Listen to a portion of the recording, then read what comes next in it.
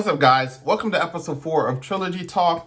This is going to be Trilogy with Trilogy FF. This is my long-form content, basically podcast episode that I do every week. It's supposed to come out on Thursdays, but editing is hard, and these are very long. And sometimes I try to get as much news as I can for you guys, and it doesn't come out till Fridays, but you should definitely keep an eye out for this on Thursday. We're going to be talking about a lot of different things today. Welcome. If you want to subscribe, support the channel, comment down below, like it, share it. We really appreciate that. Also, I don't do sponsorships or I don't do ads and stuff like that. If you want to help the channel out even more, you can go ahead and donate on my Patreon. I would really appreciate that. And also, I have the videos on this channel without ads and stuff like that uploaded on Patreon. So you should be able to watch those without any ads and stuff like that. That said, let's go ahead and jump into Trilogy Talk episode 4. I just wanted to talk briefly about my Patreon. It's still really blooming. I literally have one Patreon so far. Shout out Aaliyah, first Patreon. And as far as benefits, if you really want to support the channel, you can do whatever you would like. Anything helps. But as far as benefits go, if you subscribe to the Patreon, you do get my videos ad-free. So there's no ads as far as that goes if you don't have like YouTube Premium and stuff like that. On top of that, at the beginning of every one of my videos, there'll also be like a shout out area. Of course, a personal shout out in the first video that I make after you subscribe. So those are some of the benefits. If you want to support a small channel that's blowing up, putting out information, stuff that you want to hear, help me do more videos, be more consistent, it really does help. And then that really would be appreciated. Up next, I want to talk about Spider-Man No Way Home. If you haven't seen this movie already, what are you doing? I've seen it twice, and this movie is amazing. And each time you watch a movie, you catch stuff that you didn't see the first time.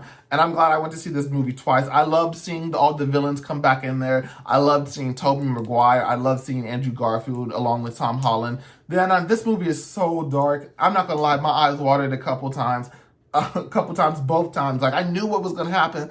And sometimes, I mean, there were points in the second time I watched the movie that made me more emotional. And then I wasn't emotional the first time I saw it. It's just like, and then the ending of this movie, a lot of people I feel are going to be happy with this because even though this is the last movie in the trilogy, I feel like it's more of an origin story for Tom Holland. He doesn't have any Stark tech. He doesn't have all of those Avenger friends. He doesn't have all of that other stuff. He's just his friendly neighborhood Spider-Man. He's not in London. He's not in space. He's just in New York. And I'm not saying that he won't go into space or London or any of that stuff in the future, but the way it ends, and with his comic accurate costume, the bright blues, the bright reds, I love that. I love that. I mean, I always liked the original Stark suit. It wasn't too dark compared to the other Spider-Man suits, but I like that. I wasn't a fan of the Iron Spider-Man suit. I don't know, the colors are just muted, but I love the technology behind it. I was not a fan of the black and red suit, the Far From Home suit. I wasn't a fan. I also wasn't a fan of the new suit in this movie where he had the nanotech, the gold spider on there. I feel like they only threw that in there to sell toys, because it didn't do anything. It didn't do anything besides that. So, and then I wasn't a fan of the inside out suit. It just wasn't that interesting to me. But yeah, the Stark suit and then the suit at the end, I wish we would have got a better glimpse of it. But this movie is amazing. I love the full circle for Andrew Garfield where he's able to do that. I love the mentor role for Tobey Maguire Spider-Man. William Dafoe is freaking crazy in this movie, and it's crazy as far as that go. I love this movie.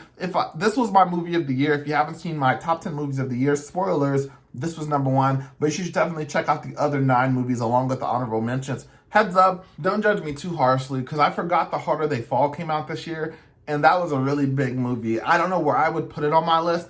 I would at least put it at number 10 and take Candyman off and throw that in the honorable mentions. But yeah, you should definitely check that video out. I'll link it up above. And that's everything I have to say about No Way Home. Honestly, I can't think of anything overall as a movie that I could penalize it for. 10 out of 10. It's definitely my favorite Spider-Man movie. I'll see how it ages, but right now, based off of adrenaline and hype, this Spider-Man movie was amazing, and I loved it for that. I mean, as far as that goes, there's not too much else I can compare it to. It looks really good, and I'll just have to see how I feel a year from now if it's still the best Spider-Man movie. It's definitely the best Tom Holland movie, and that's no doubt the best. It's definitely the best Tom Holland movie. I feel like it might be better than the Amazing Spider-Man movies. Is it better than the Tobey Maguire movies? And It's definitely better than Spider-Man 3. It's just, is it better than Spider-Man 1 and Spider-Man 2? Because those were the really good Spider-Man movies. That's what it really comes down to. It's that, hey, with that said, since we narrowed that down, it's definitely top 3 best Spider-Man movies of all time. And I feel like that opinion isn't going to change. But we'll just have to see.